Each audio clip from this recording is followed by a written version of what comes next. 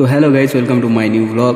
আগের ব্লগে আমি দেখিয়েছিলাম যে উজ্জ্বলদার বিরিয়ানির দাম বেড়েছে কি বাড়েনি, আর আজকের ব্লগে দেখাবো কার্তিকদার বিরিয়ানি তোমরা ঘরে বসে ডেলিভারি পাবে কি পাবে না, আর সেটা জানতে এই ভিডিওটা দেখতে হবে।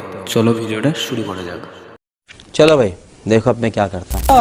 বলছি এগুলোই পার্সেল যাচ্ছে তোমার?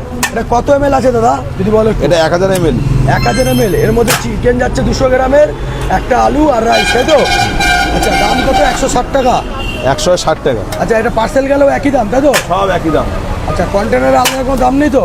না ভাই, আচ্ছা, তোমাদের এখানে কি কি মানে হোম সার্ভিসে কি কি ডেলিভারি পাবে একটু যদি বলো? আমাদের এই মুহূর্তে জোম্যাটোটা চালু হয়েছে, জোম্যাটো চালু হয়েছে। আচ্ছা, জোম্যাটো থেকে পেয়ে যাবে। আর কেউ ফোন করে যদি বুকিং করে যায় সে তাহলে তাকে র্যাপিডো বুক করতে হবে। আচ্ছা, তারপরে আগের দিন বলতে হবে, তাই তো?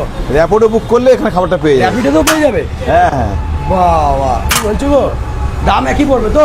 দমদমে যাচ্ছে, দমদমে। কি বলছো? আচ্ছা, কাতিরা, হ্যাঁ যাও, ছামা থাকলে রেখে দাও। হ্যাঁ কাতিরা, হ্যাঁ বলো। বলছি, এই যে যারা বসে খাবে তারাই শুধু জল পাবে, আর পার্সেলে কি জল পাবে না? না ভাই, পার্সেল নিয়ে গেলে তো বাড়িতে খাবে, বাড়িতে জল থাকে। আচ্ছা আচ্ছা। আর হ্যাঁ, তোমরা কোথার থেকে ভিডিওটা দেখছো কমেন্টে জানিও, আর ভিডিওটা ভালো লাগলে অবশ্যই like, comment, share and subscribe করতে ভুলবে না।